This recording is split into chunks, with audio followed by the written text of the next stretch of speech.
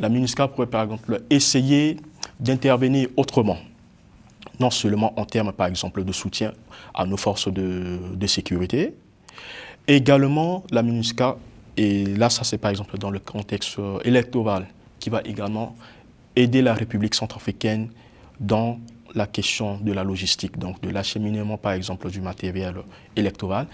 Et concernant l'aspect des groupes armés, ça c'est une triste réalité. Et nous nous rendons compte que la République centrafricaine, c'est un État qui a été marqué ou qui est vraiment marqué par un certain nombre de périodes d'instabilité, sécurité et politique, et qui, avec le temps, contribue au retard de développement de la République centrafricaine.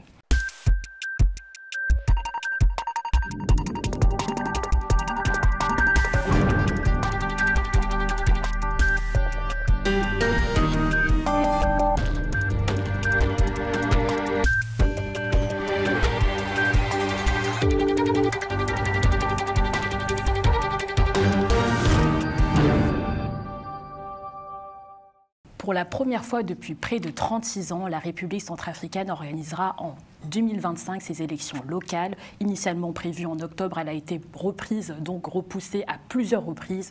Est-ce que ces élections vont réellement se dérouler donc en 2025. On en parle avec mon invité, Michael Lewis d'ACPA Moudjaket, expert en gouvernance locale. Bonsoir.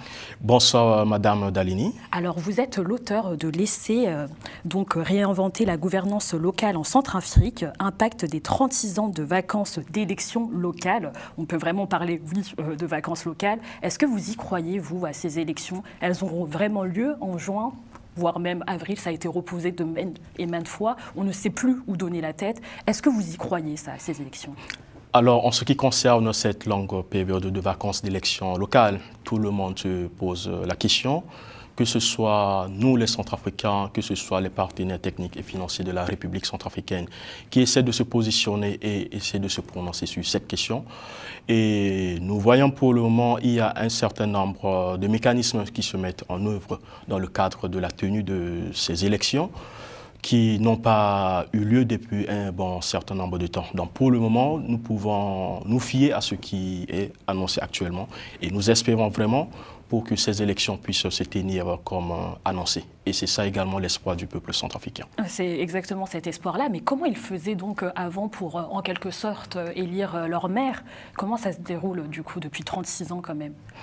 Oui, alors, en prenant en considération l'absence d'élections locales en République centrafricaine, il faut essayer de revenir en arrière pour connaître le contexte historique. Alors, je peux vous dire que les élections locales ont eu lieu en République centrafricaine 3 fois. Les premières élections avaient été organisées, c'était en 1956. En 1956, c'était à l'époque coloniale. À l'époque, le territoire centrafricain n'était pas encore appelé la République centrafricaine, c'était l'Ubangui-Chari. Et c'était incorporé encore au niveau de ce qu'on appelait l'Afrique équatoriale française. Et ces élections avaient été organisées dans le cadre de la loi française qu'on appelait la loi Gaston Defferre. Et c'est cette loi qui donnait la possibilité aux Centrafricains, aux citoyens d'élire leurs élus locaux. Et cela ne s'inscrivait même pas dans le cadre d'une réelle transmission ou de passage de l'autorité aux populations locales pour élire leur maire. Après, nous avons également des élections de 1971 également qui ont eu lieu. Et ces élections avaient eu lieu dans un contexte bien compliqué, étant donné que nous étions dans un régime autoritaire. Et les élections de 1988 qui avaient eu lieu également, c'était dans un contexte compliqué. Et ces élections ne reflétaient même pas en tant que telles la réalité. La compétition politique n'avait pas été respectée. Il s'agissait plutôt d'un enjeu administratif. Et depuis lors, nous n'avons pas eu d'élections locales. Et imaginez-vous, c'est dans ce contexte que nous avons connu ce qu'on appelle les présidents de délégations spéciales qui sont nommés par le pouvoir central pour jouer le rôle de maire au niveau des municipalités. Et dans ce cas de figure, il s'agit des autorités qui n'émanent pas de la volonté du peuple. Donc au niveau local, cela veut dire que ce sont des autorités qui sont illégitimes et qui n'émanent pas de la volonté du peuple. Ils n'ont pas été élus par le peuple. Alors dans ce contexte, vous comprenez avec moi que cela n'est pas en adéquation avec les attentes de la population qui veut des dirigeants qui sont élus, qui connaissent leurs attentes, leurs préoccupations et qui pourraient être en mesure de leur proposer des offres de services adaptés à leurs attentes. Et vous pensez que là, en 2025, ça serait possible alors que l'opposition tente de boycotter ces élections-là parce qu'ils demandent notamment plusieurs révisions donc, de la Constitution ou même des lois, notamment justement celle de août 2023 qui supprime la limite du nombre de mandats présidentiels. Est-ce qu'avec ce contexte-là d'opposition, vous pensez que réellement qu'elle pourrait se dérouler en 2025 ? Ça, c'est une question qui interroge tous les acteurs. Il est bien vrai qu'il s'agit d'une compétition et lorsqu'il y a une compétition qui doit être organisée, les règles doivent être clairement définies. Et nous nous situons dans l'arène politique et nous nous rendons compte qu'il n'y a pas toujours d'accord entre les partis. Et ce qui compte pour le peuple centrafricain, c'est d'essayer de trouver un équilibre. Du moment où les conditions relatives aux élections n'ont pas été réunies, cela peut impacter négativement, que ce soit la tenue, voire la suite des élections. En qualité d'expert en gouvernance locale, je dirais que toutes les parties prenantes doivent essayer de trouver un consensus. Certes, pour le moment, nous avons des acteurs qui sont matures en politique, donc malgré leurs différends, c'est le plus important qui compte. Le plus important, c'est d'essayer que ce soit de s'organiser, de s'asseoir autour d'une table pour essayer de discuter sur des enjeux et également de faire des concessions. Le plus important, c'est de pouvoir organiser un cadre qui répond aux aspirations, aux attentes du peuple centrafricain. Et comme vous l'avez parlé, c'est des administrateurs qui n'étaient pas donc légitimes. On peut parler d'un vide institutionnel ou alors même d'administration fantôme pendant ces 3 ans qui ont succédé donc ces élections? Oui, effectivement, nous pouvons parler d'un vide institutionnel. Alors, parler par exemple des élus locaux, c'est parler des élections, ne pas que seulement limité aux élections.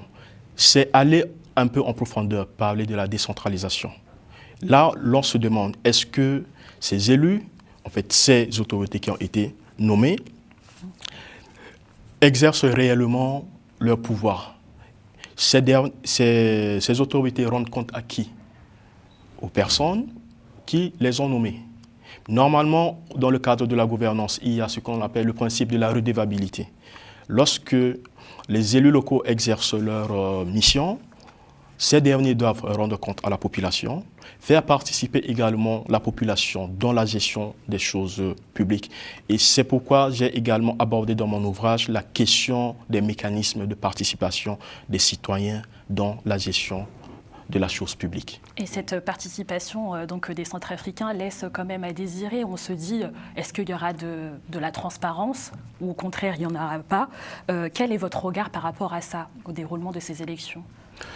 Concernant la question de la transparence, ça c'est une réalité. Du moment où les rôles sont clairement définis, du moment où la vision est clairement définie, je pense qu'il revient à chaque acteur à son niveau pour essayer d'apporter sa pierre angulaire, pour essayer de faire respecter la compétition électorale. Mais vous comprenez que ça peut repousser les Centrafricains à aller voter? Oui, effectivement, ça peut repousser les Centrafricains d'aller voter, ça c'est une réalité. Et ça fait partie des aspects que j'ai essayé de développer comme les conséquences de cette longue absence d'élections locales sur la décentralisation, sur la gouvernance locale. Cela non seulement a créé un manque de confiance entre les populations locales et les autorités qui sont nommées. Ça, c'est la première conséquence. La deuxième conséquence, c'est le désintéressement des populations locales aux affaires publiques locales. La troisième conséquence, c'est au niveau du retard de développement économique local.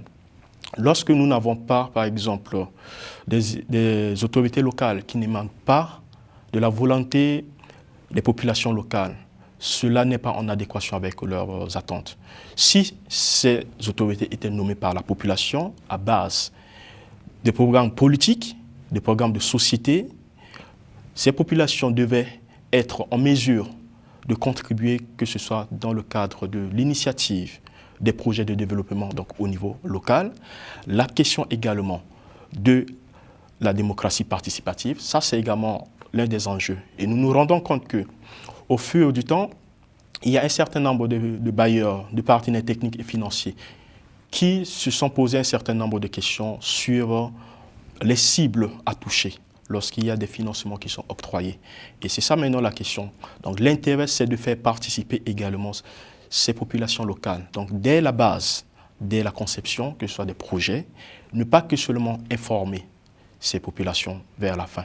Donc il s'agit également de considérer ces acteurs comme effectivement des acteurs à part entière du processus. Et Tanguy, vous avez parlé, je rebondis sur le financement, ce financement-là qui a été, pour certains, un prétexte pour repousser ces élections-là. On a eu, vous avez eu l'aide donc de la France qui vous a allégué plus de 10 millions d'euros, alors que depuis 3 ans, ça a été gelé parce que il y a eu des polémiques autour de discours anti-français via Moscou. Il y a aussi l'Union européenne, la MINUSCA qui est sur place. Ce financement-là, est-ce que pour vous, c'est un prétexte pour repousser les élections? Parler des financements comme prétexte pour repousser les élections, pour le moment, je ne peux pas prendre position. Mais je peux plutôt parler, par exemple, des potentielles menaces ou des causes qui ont empêché d'abord la tenue des élections dans les années précédentes. Certes, nous avons la question de manque de financement. Et comment on fait pour contrer ça? Parce que c'est vraiment le problème qui fait que toujours c'est repoussé, par faute de moyens. Oui, effectivement, la République centrafricaine étant un pays post-conflit et qui se place maintenant dans la logique du développement, s'érige maintenant en un acteur à part entière. Et la République centrafricaine, dans ce contexte électoral, essaie de bénéficier d'un certain nombre de soutiens. Je parle par exemple du soutien de la France à travers son aide. Il y a également le soutien de la MINUSCA. Il y a également le soutien de la communauté internationale. Nous avons également le soutien des partenaires régionaux. Nous avons également vu le Cameroun qui a également volé au secours de la République centrafricaine. La question des élections est une question de souveraineté nationale. Et comme on le dit, c'est la main qui donne, qui commande. Lorsque nous voulons nous assumer, il nous revient d'essayer de revoir, de repenser les modes qui nous permettent, par exemple, d'essayer de lever les fonds pour financer nos élections. Est-ce que nous devons toujours compter sur l'appui extérieur pour financer les élections? Non. Nous devons prendre nos responsabilités. Les élections constituent une étape. Mais il faut savoir que derrière les élections se profile l'étape de la gouvernance. Ces acteurs qui vont être élus, ces autorités, mais est-ce que nous nous posons la question de savoir comment ces nouveaux élus vont exercer leur mission? Parce que je vois, oui, il faut aller aux élections, oui, mais j'invite également les acteurs à essayer de penser à l'après-élection. Il y a la question, par exemple, de la formation des élus, leur accompagnement, leur renforcement des capacités.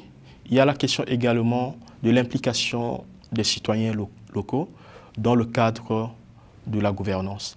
Il y a également des questions liées par exemple au partenariat. Le partenariat qui ne doit pas seulement se limiter au niveau étatique. Il faut penser à ce qu'on appelle la diplomatie des villes à travers la coopération décentralisée. Nos collectivités territoriales peuvent également bénéficier d'un certain nombre d'appuis des partenaires techniques et financiers pour également établir un certain nombre de coopérations avec d'autres villes dans le cadre mutuel et bénéfique. Et justement, lorsque vous parlez de souveraineté, on fait comment cette souveraineté lorsque on a des accords, lorsque la Centrafrique a des accords avec des partenaires notamment étrangers, vous avez quand même oublié sans doute de le citer, mais il y a quand même la Russie avec Wagner, il y a même une statue de Prigojine qui a été érigée à Bangui.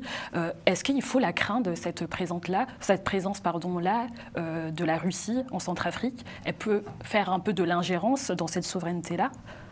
Oui, c'est une question qui suscite un certain nombre de polémiques, ça c'est vrai. Il faut savoir que dans le monde, aucun État ne peut vivre en autarcie. Chaque État souverain est libre d'établir des coopérations, des relations avec tel État, telle organisation. Le plus important, c'est de diversifier ses partenariats. Et comme certains acteurs aiment le dire, il ne s'agit pas peut-être de penser quitter un maître pour un autre maître. Non, ce n'est pas dans cette logique que nous nous trouvons, ou ce n'est pas dans cette logique que j'espère que nous ne nous retrouverons pas. Il s'agit d'établir des partenariats, que ce soit avec la Russie. Et pour un petit rappel, en République centrafricaine, il n'y a pas que seulement la Russie. Il y a certes la Russie, il y a la Chine, il y a également les États-Unis, il y a d'autres partenaires également. Le plus important, c'est de voir en quoi ces partenariats peuvent être utiles pour le peuple centrafricain. Il faut que ça soit du concret. Mais entrer dans le cadre de géopolitique ou dans le géostratégique, ça c'est également un débat qui ne résout pas le problème du peuple centrafricain. Il s'agit peut-être d'une guerre influence entre les puissances. La République centrafricaine ne se situe pas dans cette logique et ne doit pas se situer dans cette logique. Après, ça peut impacter la gouvernance. Oui, étant donné que ce sont des faits qui peuvent être liés. Mais le plus important, c'est de définir clairement les cadres dans lesquels les coopérations doivent être établies.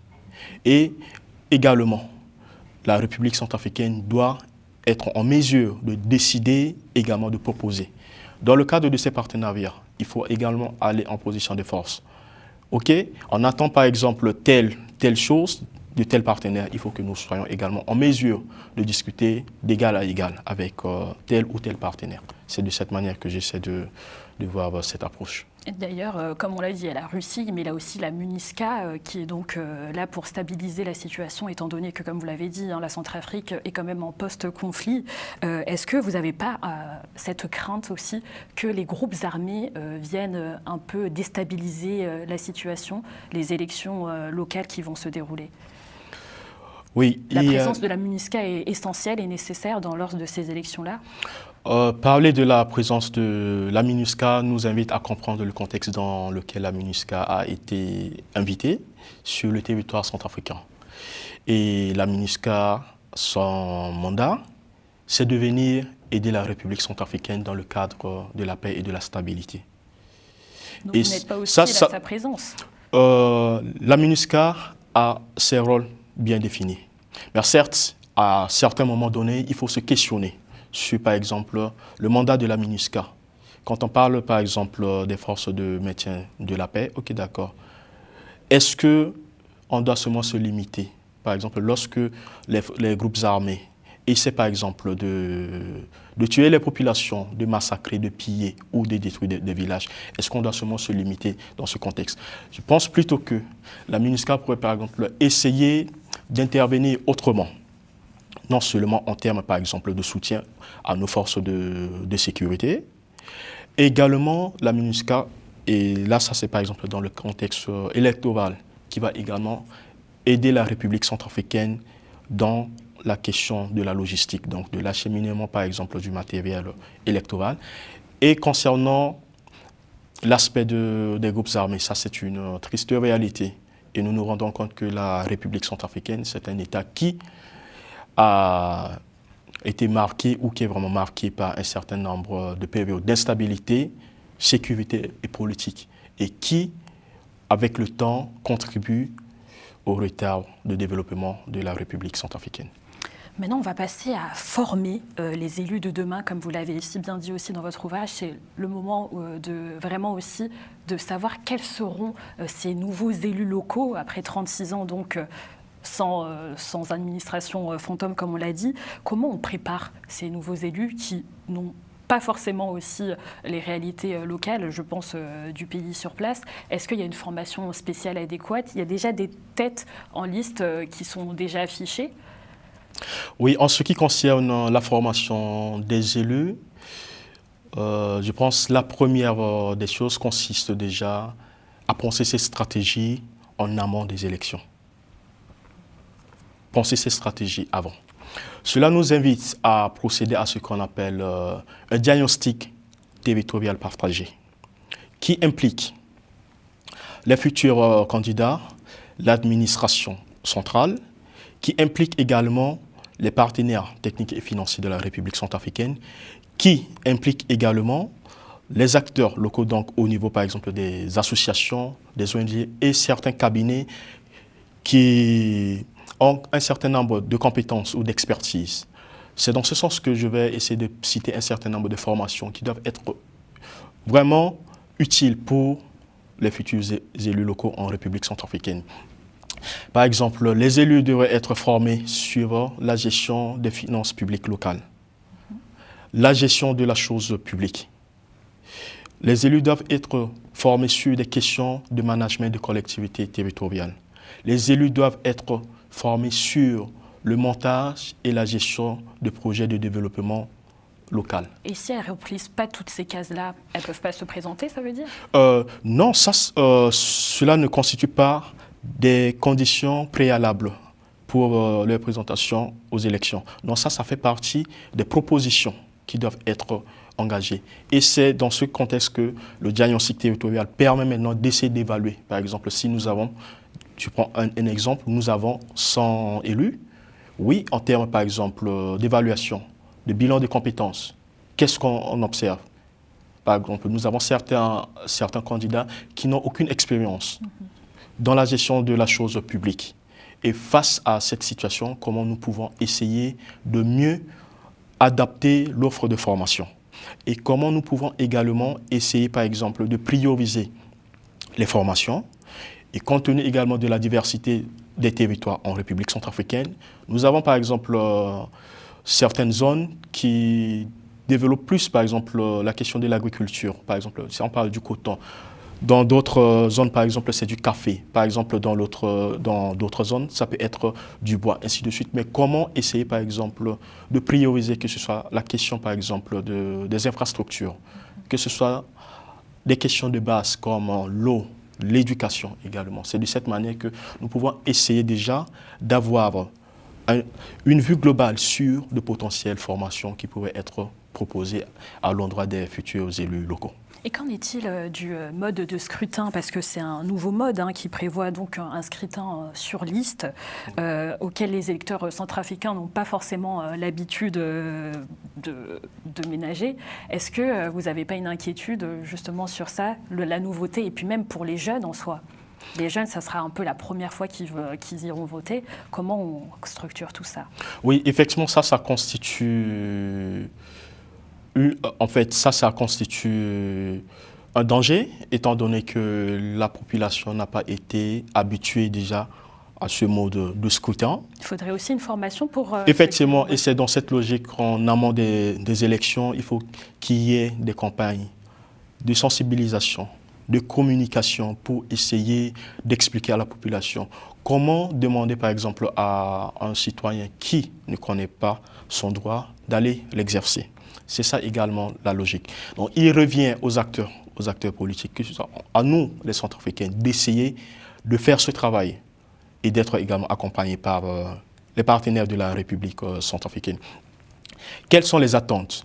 Il ne s'agit pas juste d'aller mettre les noms sur les listes, non, mais d'essayer de dire, OK, la portée, quelle est la portée de l'acte que nous posons? Il ne s'agit pas juste d'attendre pour dire, OK, tel candidat va venir nous offrir peut-être des pailles, du savon, ainsi de suite. Non, nous voulons à ce que les choses puissent essayer d'avancer, les choses puissent changer positivement. Il faut aller voter en fonction d'un programme de société. Un candidat qui connaît les réalités du quartier, du secteur, pas quelqu'un qui, une fois élu, va tranquillement se mettre dans ses coins pour ne pas venir essayer de proposer un certain nombre d'actions. C'est dans ce sens que nous invitons les acteurs à essayer de faire changer les choses, à essayer de travailler également avec les populations. On arrive vers la fin de l'émission. Qu'est-ce qui se passerait si ces élections n'avaient pas lieu? Alors, si ces élections devaient ne pas avoir lieu, cela devrait constituer un échec total, étant donné que l'annonce de ces élections a constitué une source d'espoir pour la population locale. La population locale qui a cru à un renouveau démocratique. Et j'espère et je pense que les acteurs politiques feront part de maturité, quels que soient leurs différends, quel que soit le contexte, pour essayer d'aller aux élections. Mais il ne s'agit pas juste de se limiter au contexte d'aller aux élections, mais il s'agit de penser intégralement ce qui va suivre, la question de la gouvernance. Merci beaucoup, Michael Lewis d'Akpa Moudjouket, donc auteur de Laisser réinventer la gouvernance locale en Centrafrique, impact des 36 ans de vacances d'élections locales. C'était un plaisir en tout cas de vous avoir reçu. Merci à vous, très chers téléspectateurs, et à très bientôt sur Global Africa Télé Sud.